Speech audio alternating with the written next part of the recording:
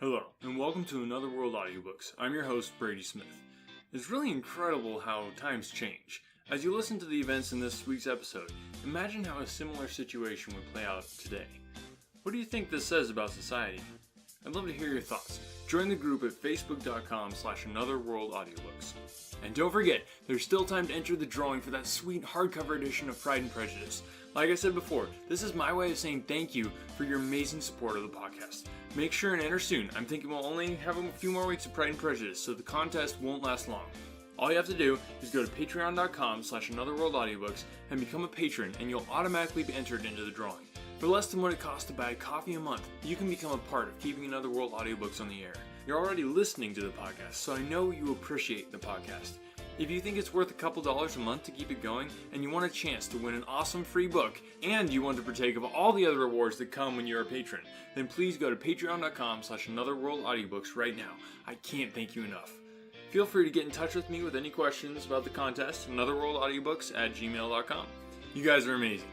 And now, without further ado, enjoy chapters 43 through 47 of Pride and Prejudice.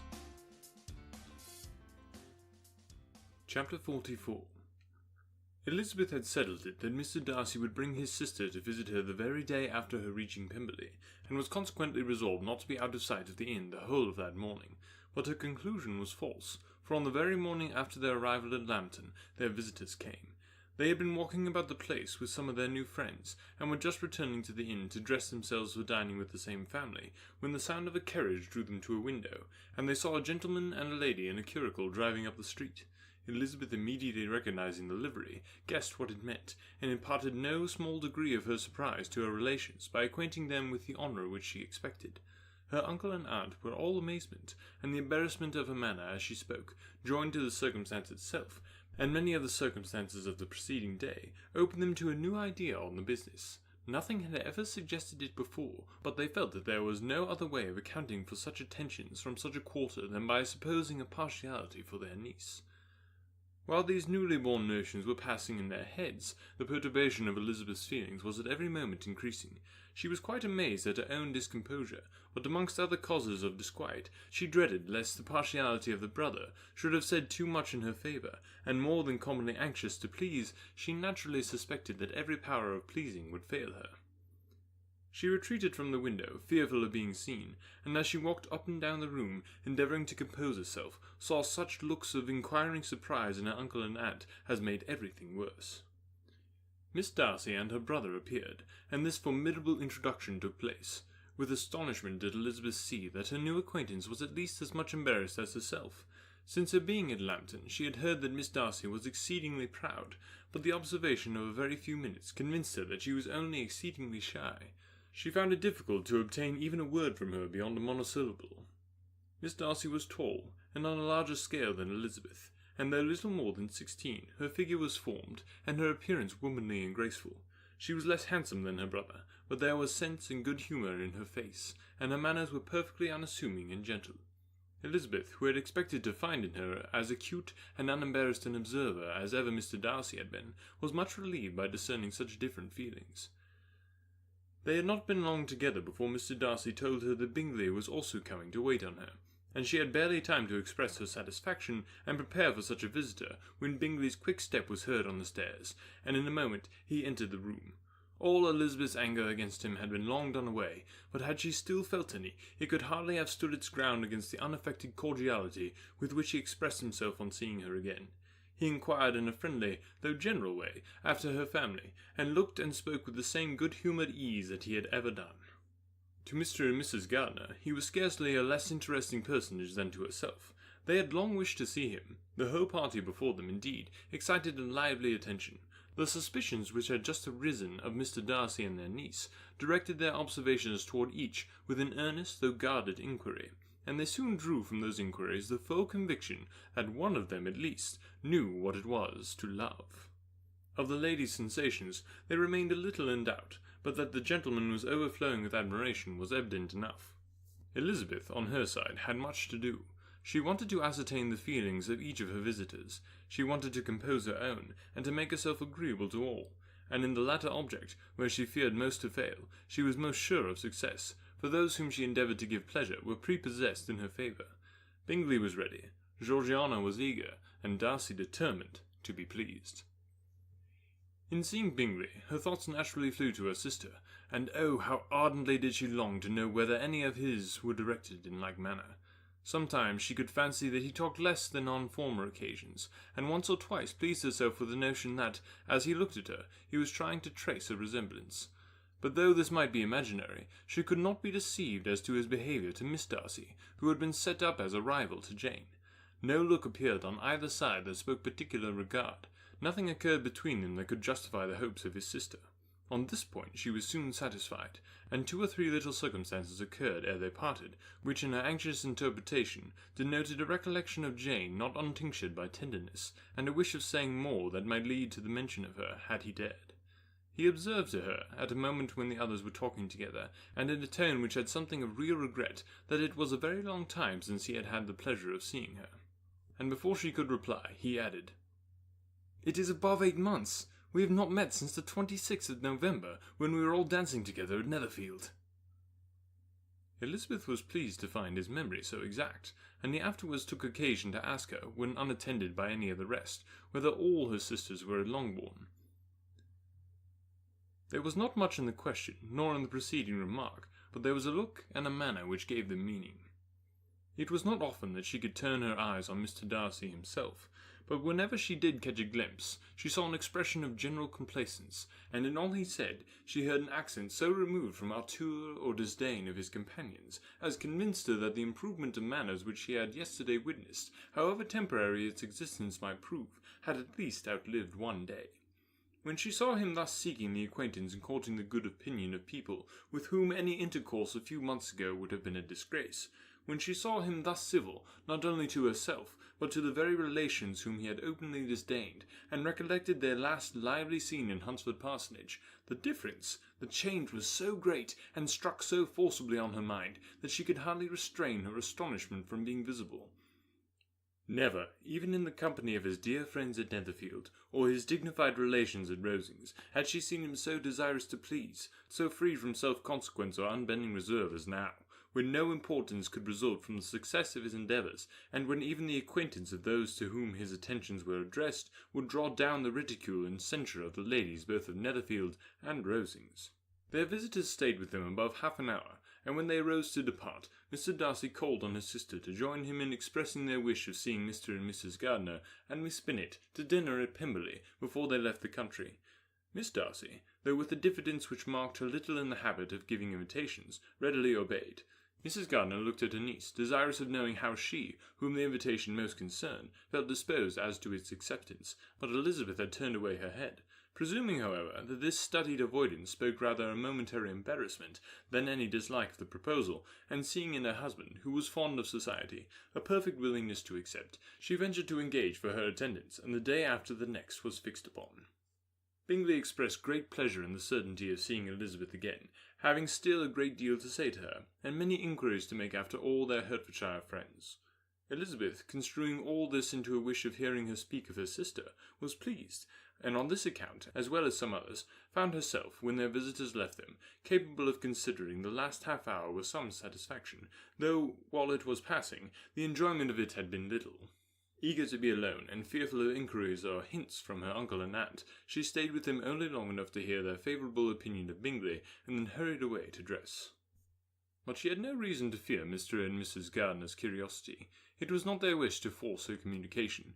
It was evident that she was much better acquainted with Mr. Darcy than they had before any idea of. It was evident that he was very much in love with her. They saw much to interest, but nothing to justify inquiry. Of Mr. Darcy it was now a matter of anxiety to think well, and as far as their acquaintance reached, there was no fault to find. They could not be untouched by his politeness, and had they drawn his character from their own feelings, and his servant's report, without any reference to any other account, the circle in Hertfordshire to which he was known would not have recognised it for Mr. Darcy.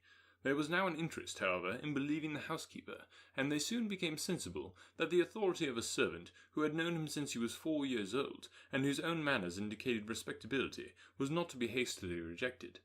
Neither had anything occurred in the intelligence of their Lambton friends that could materially lessen its weight. They had nothing to accuse him of but pride. Pride he probably had, and if not, it would certainly be imputed by the inhabitants of a small market town where the family did not visit. It was acknowledged, however, that he was a liberal man, and did much good among the poor. With respect to Wickham, the travellers soon found that he was not held there in much estimation, for though the chief of his concerns with the son of his patron were imperfectly understood, it was yet a well-known fact that, on his quitting Derbyshire, he had left many debts behind him, which Mr. Darcy afterwards discharged. As for Elizabeth, her thoughts were at Pemberley this evening more than the last, and the evening, though as it passed it seemed long, was not long enough to determine her feelings towards one in that mansion, and she lay awake 2 whole hours endeavouring to make them out. She certainly did not hate him. No, hatred had vanished long ago, and she had almost as long been ashamed of ever feeling a dislike against him that could be so called. The respect created by the conviction of his valuable qualities, though at first unwillingly admitted, had for some time ceased to be repugnant to her feelings, and it was now heightened into somewhat of a friendlier nature by the testimony so highly in his favour, and bringing forward his disposition in so amiable a light, which yesterday had produced. But above all, above respect and esteem, there was a motive within her of goodwill which could not be overlooked. It was gratitude. Gratitude not merely for having once loved her, but for loving her still well enough to forgive all the petulance and acrimony of her manner in rejecting him, and all the unjust accusations accompanying her rejection. He, who she had been persuaded would avoid her as his greatest enemy, seemed, on this accidental meeting, most eager to preserve the acquaintance, and without any indelicate display of regard, or any peculiarity of manner, where their 2 selves only were concerned, was soliciting the good opinion of her friends, and bent on making her known to his sister. Such a change in a man of so much pride, exciting not only astonishment but gratitude, for to love, ardent love, it must be attributed. And as such, its impression on her was of a sort to be encouraged, as by no means unpleasing, though it could not be exactly defined. She respected, she esteemed, she was grateful for him, she felt a real interest in his welfare, and she only wanted to know how far she wished that welfare to depend upon herself, and how far it would be for the happiness of both that she should employ that power which her fancy told her she still possessed, on bringing on her the renewal of his addresses.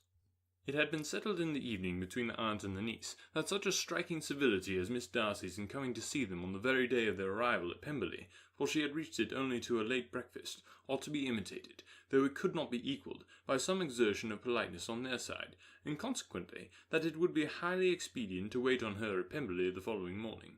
They were therefore to go. Elizabeth was pleased, though when she asked herself the reason, she had very little to say in reply. Mr. Gardiner left them soon after breakfast. The fishing scheme had been renewed the day before, and a positive engagement made of his meeting some of the gentlemen at Pemberley before noon. Chapter 45. Convinced as Elizabeth now was that Miss Bingley's dislike of her had originated in jealousy, she could not help feeling how unwelcome her appearance at Pemberley must be to her, and was curious to know with how much civility on that lady's side the acquaintance would now be renewed. On reaching the house, they were shown through the hall into the saloon, whose northern aspect rendered it delightful for summer, admitted a most refreshing view of the high woody hills behind the house, and of the beautiful oaks and Spanish chestnuts which were scattered over the intermediate lawn. In this house they were received by Miss Darcy, who was sitting there with Mrs. Hurst and Miss Bingley, and the lady with whom she lived in London. Georgiana's reception of them was very civil, but attended with all the embarrassment which, though proceeding from shyness and the fear of doing wrong, would easily give those who felt themselves inferior the belief of her being proud and reserved. Mrs. Gardiner and her niece, however, did her justice and pitied her. By Mrs. Hurst and Miss Bingley they were noticed only by a curtsy, and on their being seated, a pause, awkward as such pauses must always be, succeeded for a few moments. It was first broken by Mrs. Annesley, a genteel, agreeable-looking woman, whose endeavour to introduce some kind of discourse proved her to be more truly well-bred than either of the others, and between her and Mrs. Gardiner, with occasional help from Elizabeth, the conversation was carried on. Miss Darcy looked as if she wished for courage enough to join in it, and sometimes did venture a short sentence when there was least danger of it being heard. Elizabeth soon saw that she was herself closely watched by Miss Bingley, and that she could not speak a word, especially to Miss Darcy, without calling her attention. This observation would not have prevented her from trying to talk to the latter, had they not been seated at an inconvenient distance, but she was not sorry to be spared the necessity of saying much. Her own thoughts were employing her. She expected every moment that some of the gentlemen would enter the room. She wished, she feared, that the master of the house might be amongst them, and whether she wished or feared it most, she could scarcely determine. After sitting in this manner a quarter of an hour without hearing Miss Bingley's voice, Elizabeth was aroused by receiving from her a cold inquiry after the health of her family. She answered with equal indifference and brevity, and the other said no more. The next variation which their visit afforded was produced by the entrance of servants with cold meat, cake, and a variety of all the finest fruits in the season, but this did not take place till after many a significant look and smile from Mrs. Annesley to Miss Darcy had been given to remind her of her post. There was now employment for the whole party, for though they could not all talk, they could all eat, and the beautiful pyramids of grapes, nectarines, and peaches soon collected them around the table. While thus engaged, Elizabeth had a fair opportunity of deciding whether she most feared or wished for the appearance of Mr. Darcy, by the feelings which prevailed on his entering the room, and then, though but a moment before she had believed her wishes to be predominant, she began to regret that he came. He had been some time with Mr. Gardiner, who, with 2 or 3 other gentlemen from the house, were engaged by the river, and had left him only on learning that the ladies of the family intended to visit Georgiana that morning. No sooner did he appear than Elizabeth wisely resolved to be perfectly easy and unembarrassed, a resolution the more necessary to be made, but perhaps not the more easily kept, because she saw that the suspicions of the whole party were awaking against them, and that there was scarcely an eye which did not watch his behaviour when he first came into the room. In no countenance was attentive curiosity so strongly marked as in Miss Bingley's, in spite of the smiles which overspread her face whenever she spoke to one of its objects. For jealousy had not yet made her desperate, and her attentions to Mr. Darcy were by no means over. Miss Darcy, on her brother's entrance, exerted herself much more to talk, and Elizabeth saw that he was anxious for his sister and herself to get acquainted, and forwarded as much as possible every attempt at conversation on either side. Miss Bingley saw all this likewise, and in the imprudence of anger took the first opportunity of saying, with sneering civility, "Pray, Miss Eliza, are not the Shire militia removed from Meryton? They must be a great loss to your family." In Darcy's presence she dared not mention Wickham's name, but Elizabeth instantly comprehended that he was uppermost in her thoughts, and the various recollections connected with him gave her a moment's distress. But exerting herself vigorously to repel the ill-natured attack, she presently answered the question in a tolerably detached tone. While she spoke, an involuntary glance showed her Darcy, with a heightened complexion, earnestly looking at her, and his sister overcome with confusion, and unable to lift up her eyes. Had Miss Bingley known what pain she was then giving her beloved friend, she undoubtedly would have refrained from the hint, but she had merely intended to discompose Elizabeth by bringing forward the idea of a man to whom she believed her partial, to make her betray a sensibility which might injure her in Darcy's opinion, and perhaps to remind the latter of all the follies and absurdities by which some part of her family were connected with that call. Not a syllable had ever reached her of Miss Darcy's meditated elopement. To no creature had it been revealed, where secrecy was possible, except to Elizabeth, and from all Bingley's connections her brother was particularly anxious to conceal it, from the very wish which Elizabeth had long ago attributed to him, of their being hereafter her own.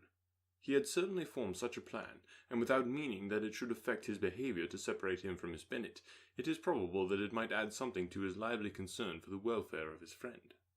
Elizabeth's collected behaviour, however, soon quieted his emotion, and as Miss Bingley, vexed and disappointed, dared not approach nearer to Wickham, Georgiana also recovered in time, though not enough to be able to speak any more.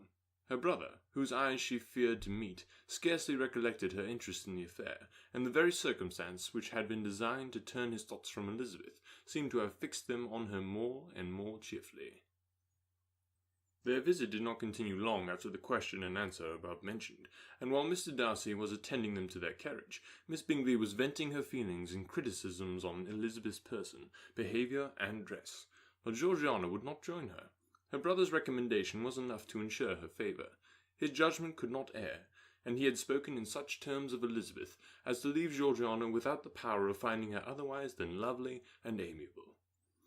When Darcy returned to the saloon, Miss Bingley could not help repeating to him some part of what she had been saying to his sister. "How very ill Miss Eliza Bennet looks this morning, Mr. Darcy," she cried.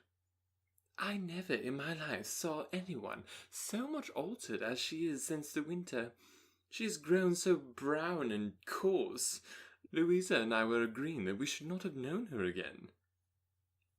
However little Mr. Darcy might have liked such an address, he contented himself with coolly replying that he perceived no other alteration than her being rather tanned, no miraculous consequence of travelling in the summer.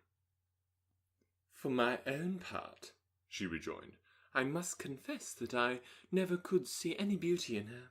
Her face is too thin, her complexion has no brilliancy, and her features are not at all handsome.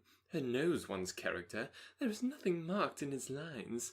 Her teeth are tolerable, but not out of the common way. And as for her eyes, which have sometimes been called so fine, I could never see anything extraordinary in them. They have a sharp, shrewish look, which I do not like at all, and in her air altogether there is self-sufficiency without fashion, which is intolerable." Persuaded as Miss Bingley was that Darcy admired Elizabeth, this was not the best method of recommending herself, but angry people are not always wise, and in seeing him at last look somewhat nettled, she had all the success she expected. He was resolutely silent, however, and, from a determination of making him speak, she continued.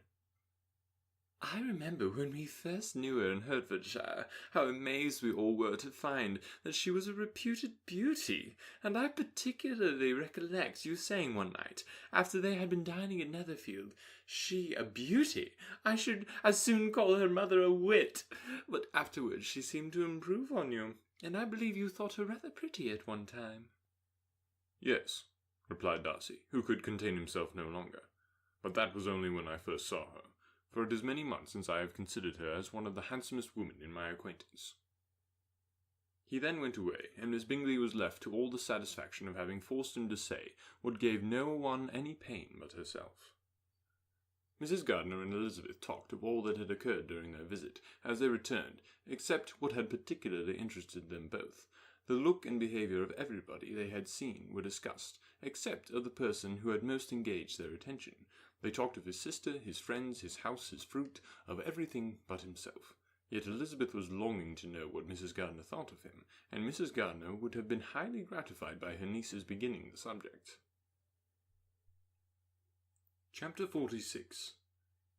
Elizabeth had been a good deal disappointed in not finding a letter from Jane on their first arrival at Lambton, and this disappointment had been renewed on each of the mornings that had not been spent there. But on the third her repining was over, and her sister justified by the receipt of 2 letters from her at once, on one of which was marked that it had been missent elsewhere. Elizabeth was not surprised at it, as Jane had written the direction remarkably ill.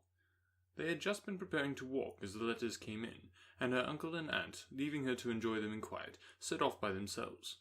The one missent must first be attended to. It had been written 5 days ago. The beginning contained an account of all their little parties and engagements, with such news as the country afforded, but the latter half, which was dated a day later, and written in evident agitation, gave more important intelligence. It was to this effect. "Since writing the above, dearest Lizzie, something has occurred of a most unexpected and serious nature, but I am afraid of alarming you. Be assured that we are all well. What I have to say relates to poor Lydia. An express came at 12 last night, just as we were all gone to bed, from Colonel Forster, to inform us that she was gone off to Scotland with one of his officers. To own the truth, with Wickham. Imagine our surprise. To Kitty, however, it does not seem so wholly unexpected. I am very, very sorry. So imprudent a match on both sides, but I am willing to hope the best, and that his character has been misunderstood. Thoughtless and indiscreet, I can easily believe him, but this step, and let us rejoice over it, marks nothing bad at heart. His choice is disinterested at least, for he must know my father can give her nothing. Our poor mother is sadly grieved. My father bears it better. How thankful am I that we never let them know what has been said against him. We must forget it ourselves. They were off Saturday night about 12, as is conjectured, but were not missed till yesterday morning at 8. The express was sent off directly. My dear Lizzie, they must have passed within 10 miles of us. Colonel Forster gives us reason to expect him here soon. Lydia left a few lines for his wife, informing her of their intention. I must conclude, for I cannot be long from my poor mother. I am afraid you will not be able to make it out, but I hardly know what I have written. Without allowing herself time for consideration, and scarcely knowing how she felt, Elizabeth, on finishing this letter, instantly seized the other, and opening it with the utmost impatience, read as follows. It had been written a day later than the conclusion of the first. By this time, my dearest sister, you have received my hurried letter. I wish it may be more intelligible, but though not confined for time, my head is so bewildered that I cannot answer for being coherent. Dearest Lizzie, I hardly know what I would write, but I have bad news for you, and it cannot be delayed. Imprudent as the marriage between Mr. Wickham and our poor Lydia would be, we are now anxious to be assured it has taken place, for there is but too much reason to fear they are not gone to Scotland. Colonel Forster came yesterday, having left Brighton the day before, not many hours after the express. Though Lydia's short letter to Mrs. F. gave them to understand that they were going to Gretna Green, something was dropped by Denny, expressing his belief that W. never intended to go there, or to marry Lydia at all, which was repeated to Colonel F., who, instantly taking the alarm, set off with B., intending to trace their route. He did trace them easily to Clapham, but no further, for on entering that place, they removed into a hackney coach, and dismissed the chaise that brought them up from Epsom. All that is known after this, that they were seen to continue the London road.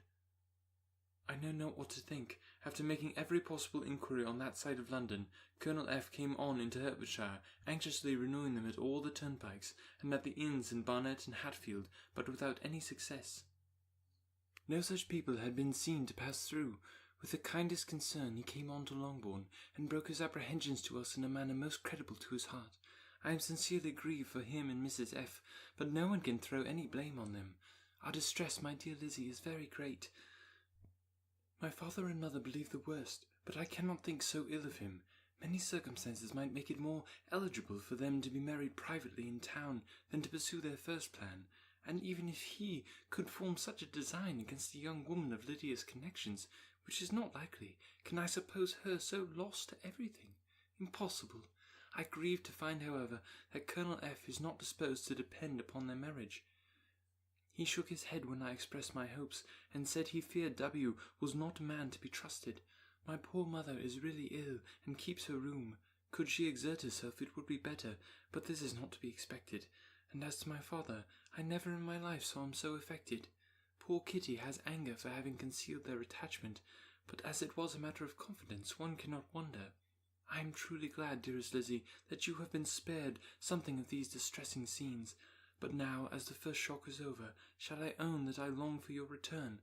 I am not so selfish, however, as to press for it, if inconvenient. Adieu.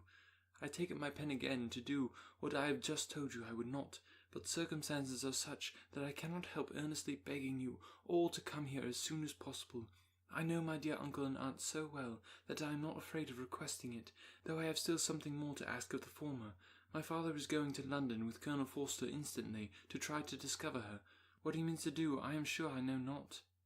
But his excessive distress will not allow him to pursue any measure in the best and safest way, and Colonel Forster is obliged to be at Brighton again tomorrow evening.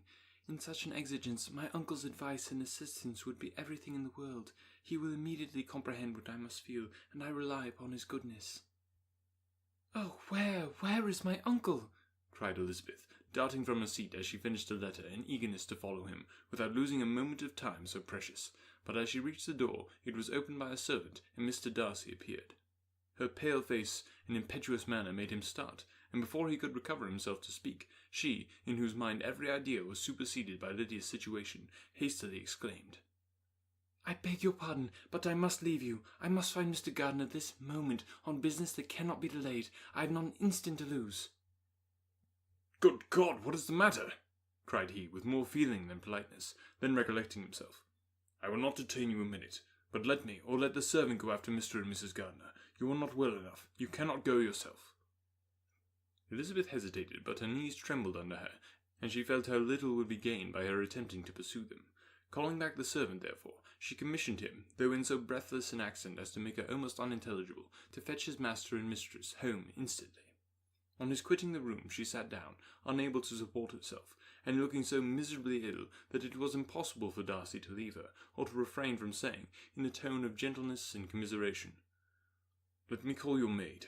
Is there nothing you could take to give you present relief? A glass of wine? Shall I get you one? You are very ill. No, thank you, she replied, endeavouring to recover herself. "There is nothing the matter with me. I am quite well. I am only distressed by some dreadful news which I have just received from Longbourn." She burst into tears as she alluded to it, and for a few moments could not speak another word.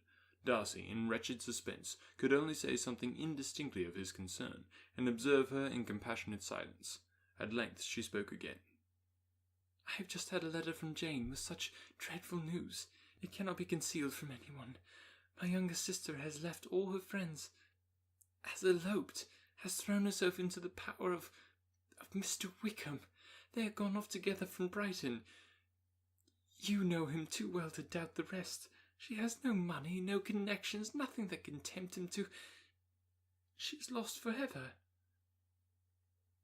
Darcy was fixed in astonishment. "When I consider," she added in yet a more agitated voice, "that I might have prevented it, I who knew what he was, had I but explained some part of it only, some part of what I learnt to my own family, had his character been known, it could not have happened. But it is all too late now." "I am grieved indeed," cried Darcy. "Grieved. Shocked. But is it certain? Absolutely certain?" "Oh, yes. They left Brighton together on Sunday night, and were traced almost to London, but not beyond. They are certainly not gone to Scotland." "And what has been done? What has been attempted to recover her?" "My father is gone to London, and Jane has written to beg my uncle's immediate assistance, and we shall be off, I hope, in half an hour. But nothing can be done. I know very well that nothing can be done. How is such a man to be worked on? How are they even to be discovered?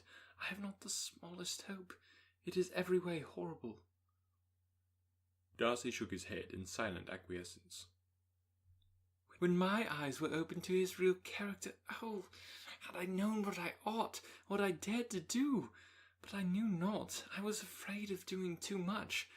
Wretched, wretched mistake!" Darcy made no answer. He seemed scarcely to hear her, and walking up and down the room in earnest meditation, his brow contracted, his air gloomy. Elizabeth soon observed, and instantly understood it.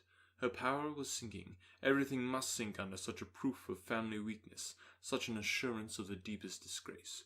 She could neither wonder nor condemn, but the belief of his self-conquest brought nothing consolatory to her bosom, afforded no palliation of her distress. It was, on the contrary, exactly calculated to make her understand her own wishes, and never had she so honestly felt that she could have loved him as now, when all love must be vain. But self, though it would intrude, could not engross her. Lydia, the humiliation, the misery she was bringing on them all, soon swallowed up every private care, and covering her face with a handkerchief, Elizabeth was soon lost to everything else, and after a pause of several minutes was only recalled to a sense of a situation by the voice of her companion, who, in a manner which, though it spoke compassion, spoke likewise restraint, said, "I am afraid you have been long desiring my absence, nor have I anything to plead in excuse of my stay, but real, though unavailing, concern. Would to heaven that anything could be said or done on my part that might offer consolation to such distress, but I will not torment you with vain wishes, which may seem purposely to ask for your thanks.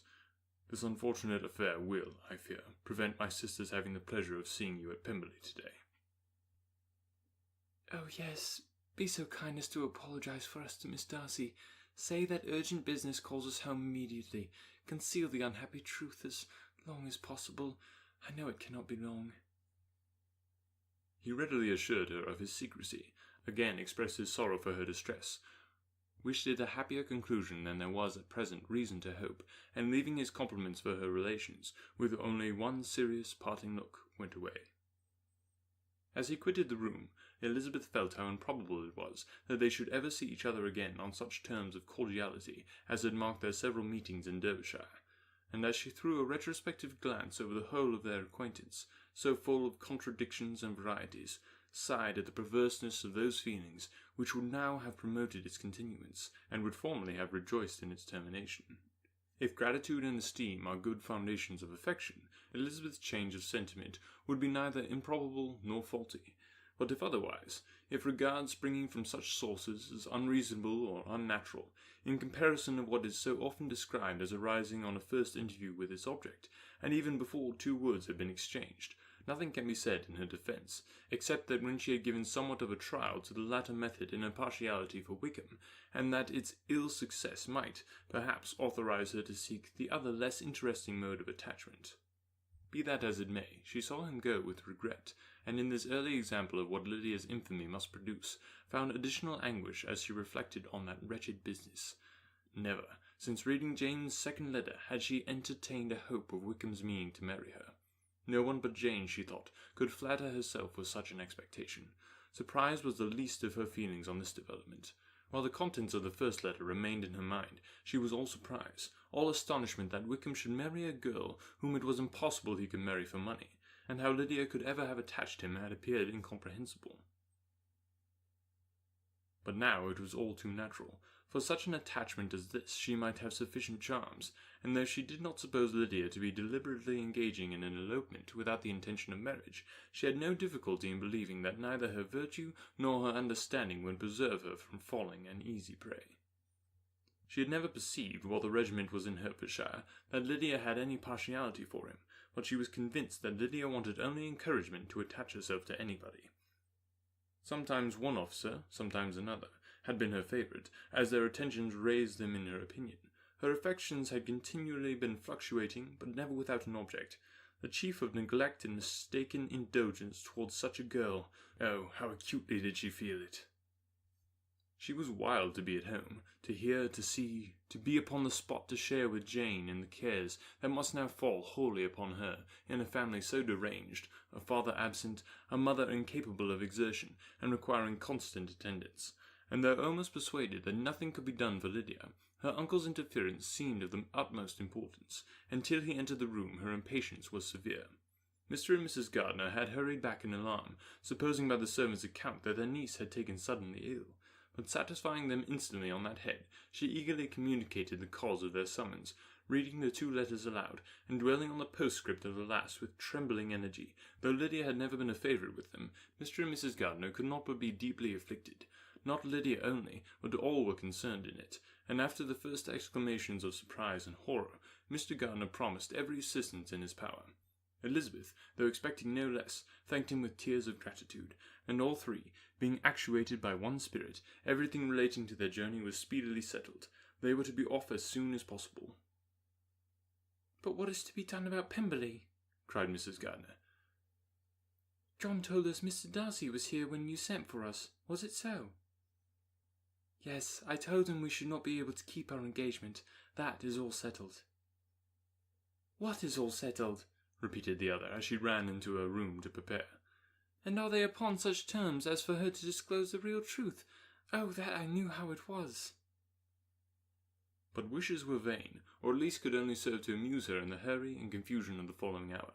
Had Elizabeth been at leisure to be idle, she would have remained certain that all employment was impossible to one so wretched as herself. But she had her share of business as well as her aunt, and amongst the rest there were notes to be written to all their friends at Lambton, with false excuses for their sudden departure. An hour, however, saw the whole completed, and Mr. Gardiner meanwhile having settled his account at the inn, nothing remained to be done but to go, and Elizabeth, with all the misery of the morning, found herself in a shorter space of time than she could have supposed, seated in the carriage and on the long road to Longbourn. Chapter 47. "I have been thinking it over again, Elizabeth," said her uncle as they drove from town, "and really, upon serious consideration, I am much more inclined that I was to judge as your eldest sister does on the matter. It appears to me so very unlikely that any young man should form such a design against a girl who is by no means unprotected or friendless, and who is actually staying in his colonel's family, that I am strongly inclined to hope the best. Could he expect that her friends would not step forward? Could he expect to be noticed again by the regiment after such an affront to Colonel Forster? His temptation is not adequate to the risk." "Do you really think so?" cried Elizabeth, brightening up for a moment. "Upon my word," said Mrs. Gardiner, "I begin to be of your uncle's opinion. It is really too great a violation of decency, honour, and interest for him to be guilty of. I cannot think so very ill of Wickham. Can you yourself, Lizzie, so wholly give him up as to believe him capable of it?" not perhaps of neglecting his own interest, but of every other neglect I can believe him capable, if indeed it should be so, but I dare not hope it. Why should they not go to Scotland if that had been the case?" "In the first place," replied Mr. Gardiner, "there is no absolute proof that they are not gone to Scotland." "Oh, but their removing from a chaise into a hackney coach is such a presumption, and besides no traces of them were to be found on Barnet Road." "Well then, supposing them to be in London, they may be there, though for the purpose of concealment, for no more exceptional purpose. It is not likely that money should be very abundant on either side, and it might strike them that they could be more economically, though less expeditiously, married in London than in Scotland." "But why all the secrecy? Why any fear of detection? Why must their marriage be private? Oh, no, no, this is not likely. His most particular friend, you see, by Jane's account, was persuaded of his never intending to marry her. Wickham will never marry a woman without money. He cannot afford it. And what claims has Lydia? What attraction has she beyond youth, health, and good humour that could make him, for her sake, forgo every chance of benefiting himself by marrying well? As to what restraint the apprehensions of disgrace in the corps might throw on a dishonourable elopement with her, I am not able to judge, for I know nothing of the effects that such a step might produce. But as to your other objection, I am afraid it will hardly hold good. Lydia has no brothers to step forward, and you might imagine, from my father's behaviour, from his indolence and the little attention he has ever seemed to give to what was going forward in his family, that he would do as little, and think as little about it as any father could do in such a matter." "But can you think that Lydia is so lost to everything but love of him as to consent to live with him on any terms other than marriage?" "It does seem, and it is most shocking indeed," cried Elizabeth, with tears in her eyes, "that a sister's sense of decency and virtue in such a point should admit of doubt. But really, I know not what to say. Perhaps I am not doing her justice, but she is very young, and she has never been taught to think on serious subjects, and for the last half-year, nay, for a 12-month, she has been given up to nothing but amusement and vanity. She has been allowed to dispose of her time in the most idle and frivolous manner, and to adopt any opinions that came in her way. Since the Shire was first quartered in Meryton, nothing but love, flirtation, and officers have been in her head. She has been doing everything in her power by thinking and talking on the subject to give greater, what shall I call it, susceptibility to her feelings, which are naturally lively enough, and we all know that Wickham has every charm of person and address that can captivate a woman." "But you see that Jane," said her aunt, "does not think so very ill of Wickham as to believe him capable of the attempt." "Of whom does Jane ever think ill? And who is there, whatever might be their former conduct, that she would not think capable of such an attempt till it were proved against them? But Jane knows as well as I do what Wickham really is. We both know that he has been profligate in every sense of the word, and that he has neither integrity nor honour, that he is as false and deceitful as he is insinuating." "And do you really know all this?" cried Mrs. Gardiner, whose curiosity as to the mode of her intelligence was all alive. "I do indeed," replied Elizabeth, colouring. "I told you the other day of his infamous behaviour to Mr. Darcy, and you yourself, when last at Longbourn, heard in what manner he spoke of the man who had behaved with such forbearance and liberality towards him. And there are other circumstances which I am not at liberty, for it is not worth while to relate, but his lies about the whole Pimberley family are endless. From what he said of Miss Darcy, I was thoroughly prepared to see a proud, reserved, disagreeable girl. Yet he knew to the contrary himself. He must know that she was as amiable and unpretending as we have found her." "But does Lydia know nothing of this? Can she be ignorant of what you and Jane seem so well to understand?" "Oh, yes, that is the worst of all. Till I was in Kent and saw so much of both Mr. Darcy and his relation Colonel Fitzwilliam, I was ignorant of the truth myself. And when I returned home, the Shire was to leave Meryton in a week or fortnight's time, and that was the case. Neither Jane, to whom I related the whole, nor I, thought it necessary to make our knowledge public. For of what use could it apparently be to anyone that the good opinion which all the neighbourhood had of him should then be overthrown? And even when it was settled that Lydia should go with Mrs. Forster, the necessity of opening her eyes to his character never occurred to me. That she could be in any danger from the deception never entered my head. That such a consequence as this could ensue, you may easily believe, was far enough from my thoughts." When they all removed to Brighton, therefore, you had no reason, I suppose, to believe them fond of each other. Not the slightest. I can remember no symptom of affection on either side, and had anything of the kind been perceptible, you must be aware that ours is not a family on which it could be thrown away. When first he entered the corps, she was ready enough to admire him, but so we all were. Every girl in or near Meryton was out of her senses about him for the first 2 months, but he never distinguished her by any particular attention, and consequently, after a moderate period of extravagant and wild admiration, her fancy for him gave way, and others of the regiment, who treated her with more distinction, again became her favourites. It may be easily believed that however little of novelty could be added to their fears, hopes, and conjectures on this interesting subject by its repeated discussion, no other could detain them from it long, during the whole of the journey. From Elizabeth's thoughts it was never absent. Fixed there by the keenest of all anguish, self-reproach, she could find no interval of ease or forgetfulness. They travelled as expeditiously as possible, and, sleeping one night on the road, reached Longbourn by dinner-time the next day. It was a comfort to Elizabeth to consider that Jane could not have been wearied by long expectations.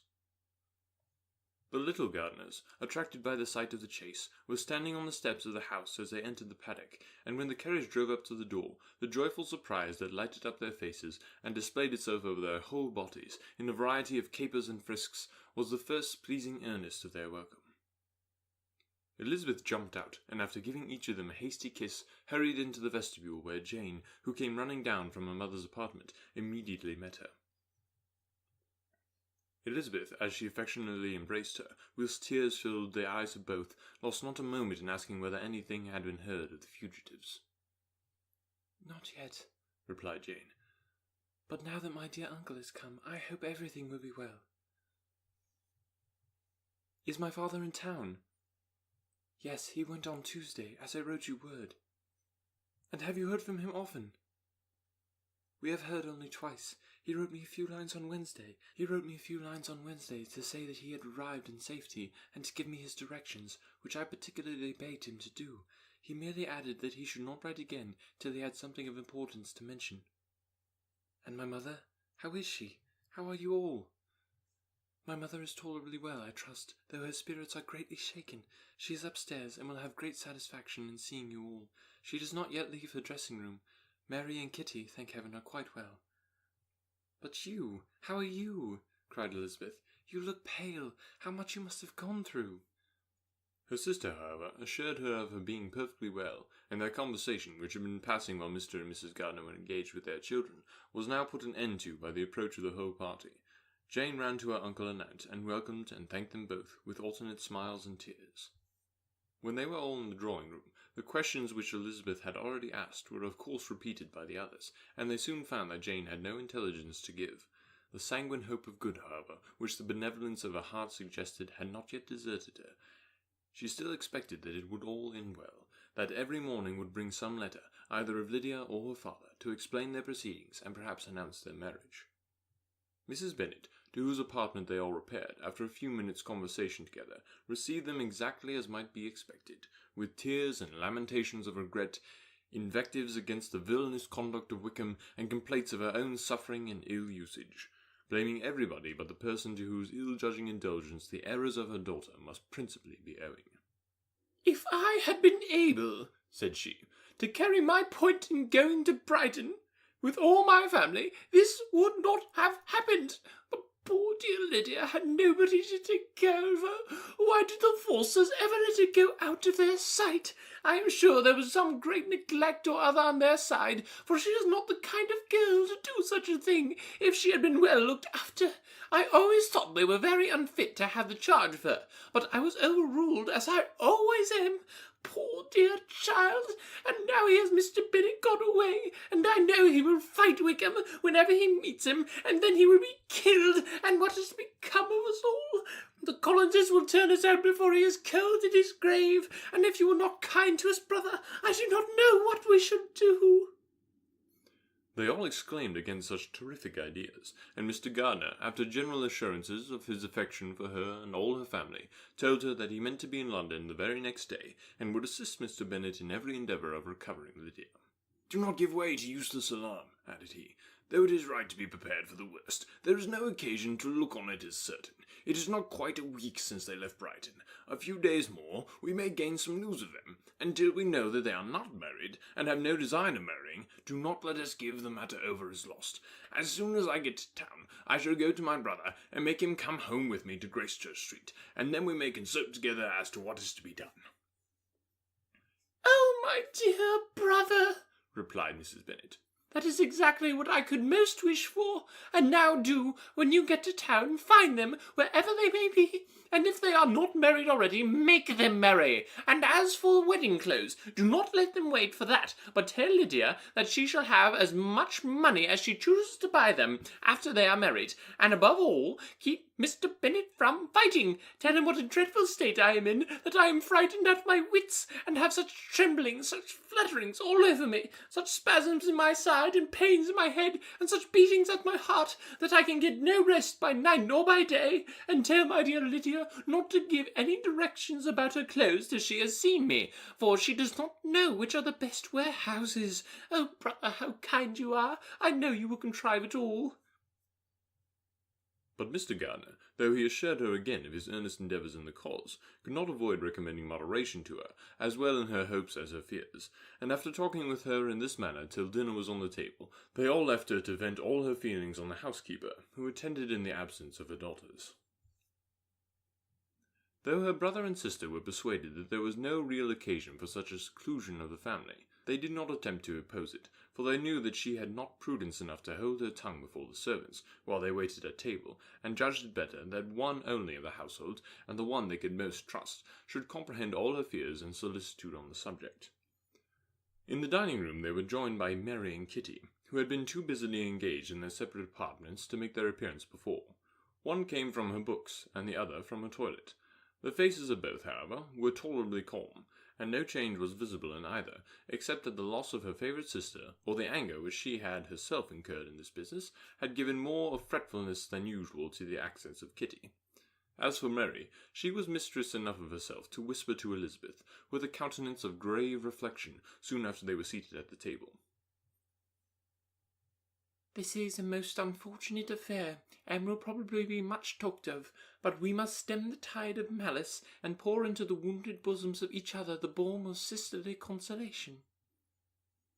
Then, perceiving in Elizabeth no inclination of replying, she added, "Unhappy as the event must be for Lydia, we may draw from it its useful lesson, that loss of virtue in a female is irretrievable, that one false step involves her in endless ruin, that her reputation is no less brittle than it is beautiful, and that she cannot be too much guarded in her behaviour towards the undeserving of the other sex."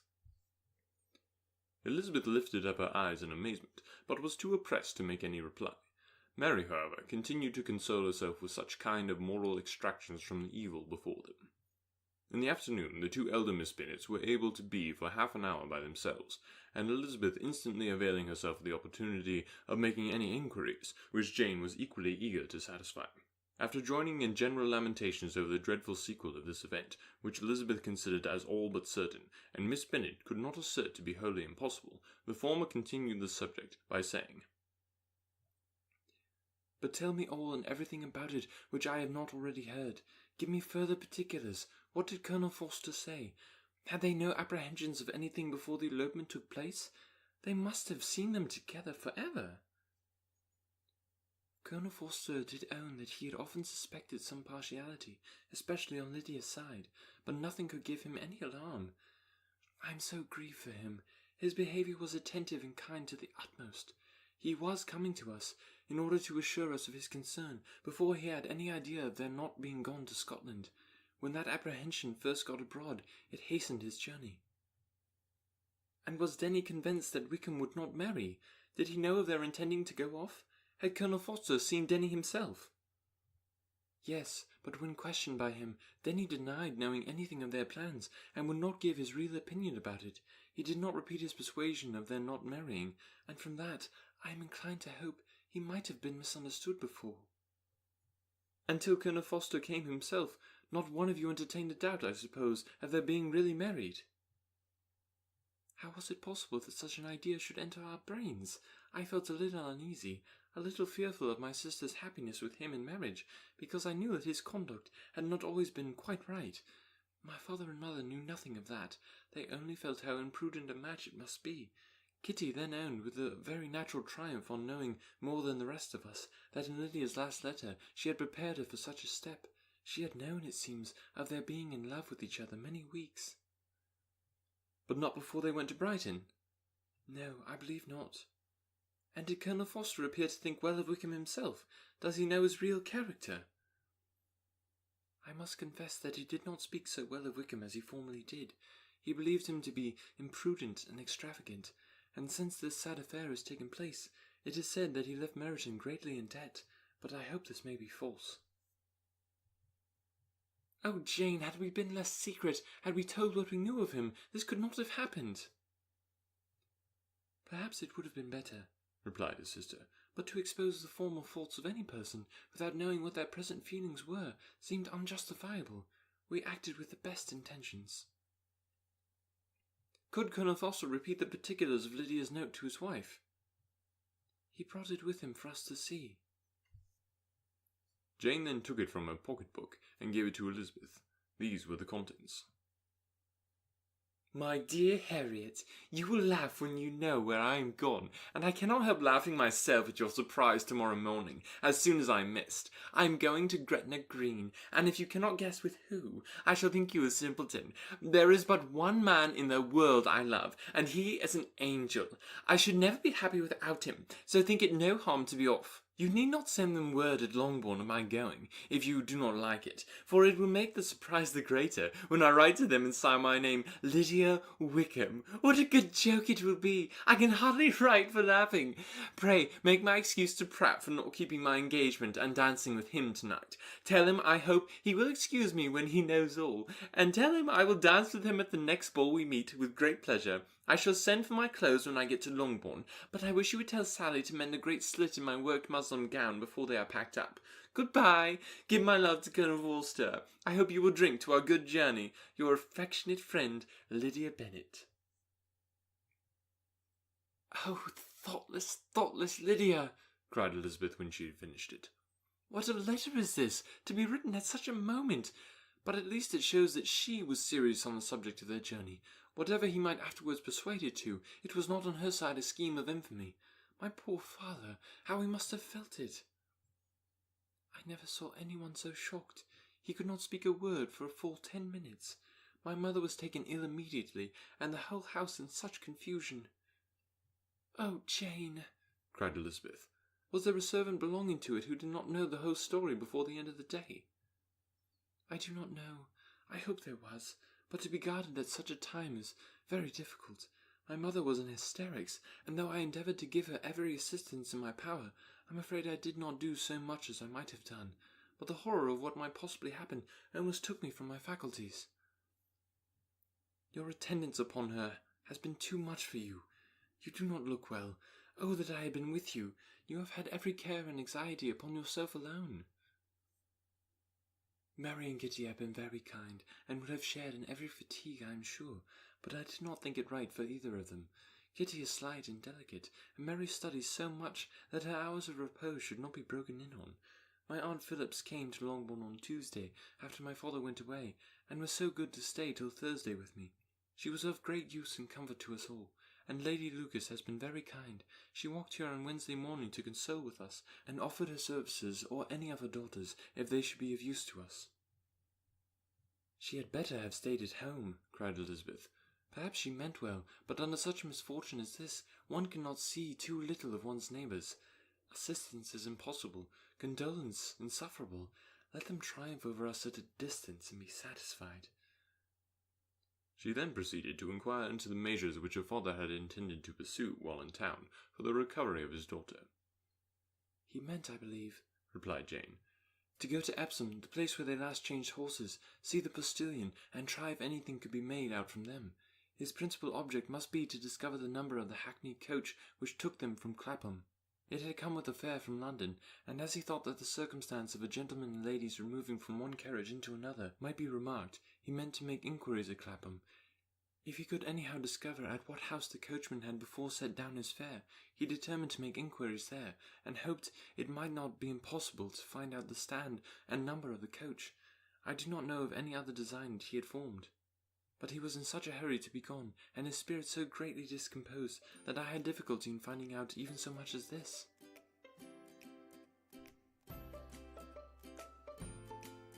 Thank you so much for listening today. Don't forget to enter the drawing for that awesome hardcover edition of Pride and Prejudice by becoming a patron at patreon.com/anotherworldaudiobooks. And remember to check out the blog, anotherworldaudiobooks.wordpress.com. And if you accidentally click through those Amazon banners, I'm not saying it'll help the podcast at all, but you might have fun clicking on them all the same. If you enjoyed this, would you consider letting me know by leaving a rating? It helps so much. Or if that's too much work, I want you to ask yourself, which one of your friends would love this podcast? Good things are meant to be shared, so pass it on. Thanks again for listening, and stay tuned for the next installment.